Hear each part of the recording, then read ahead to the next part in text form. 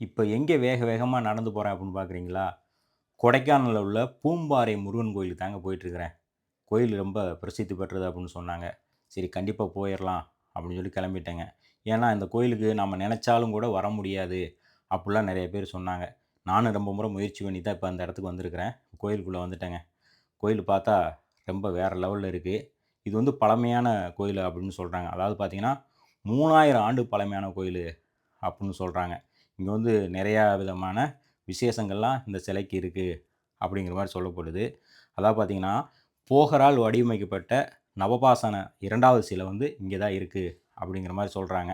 ஏன்னா, முதல் நவபாசன சிலை வந்து எங்க இருக்கு அப்படின்னு பார்த்தீங்கன்னா, பழனியில இருக்கு. அதுக்கு அடுத்தபடியா இங்க தான் இருக்கு, அப்படிங்கிற மாரி சொல்றாங்க. அந்த சிலையும் நான் பார்த்துட்டேங்க. ஏன்னா, இந்த சிலைய வந்து இங்க காமிக்க முடியாது. அதனால உள்ள போய் சாமிய கும்பிட்டேங்க.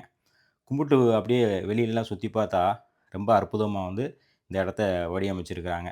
சரி இந்த கோயில்ல வந்து குழந்தை வேலப்பர் அப்படின்னு சொல்லிட்டு ஏன் முருகனுக்கு பேர் வந்தது அப்படின்னு பார்த்தீங்கன்னா, அருணகிரிநாதர் வந்து ஒரு பிசாசுகிட்ட மாட்டிக்கிட்டாரு. மாட்டிக்கிட்டு அவர் வந்து ரொம்ப சிரமப்பட்டுட்டு இருந்திருக்காரு. அந்த நேரம் போயி முருகர் வந்து குழந்தையா மாறி அவர வந்து காப்பாத்தியிருக்காருங்க. அதனால தான் இந்த இடத்துல வந்து குழந்தை வேலப்பர் சுவாமி அப்படின்னு சொல்லிட்டு அழைக்கப்படுதுங்க. அவ்வளவு அற்புதமான ஒரு பவர் மிக்க ஒரு சாமி இந்த இடத்துல இருக்குதுங்க. இந்த கோயில் எங்கே இருக்கு அப்படின்னு பார்த்தீங்கன்னா, பூம்பாறை சிட்டிக்குள்ளே தான் இருக்கு.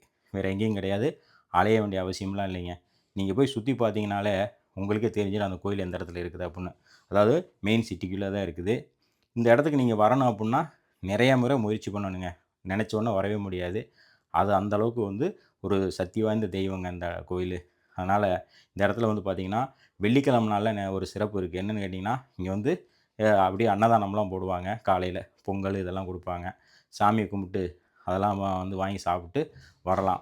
இங்க வந்து நம்ம வந்து அங்க காணிக்கையும் செலுத்தலாம். எல்லாமே பண்ணலாங்க. அவ்வளோ அற்புதமா திருப்தியா சாமிய கும்பிட்டு வந்தேங்க. அழகான இடங்க இது.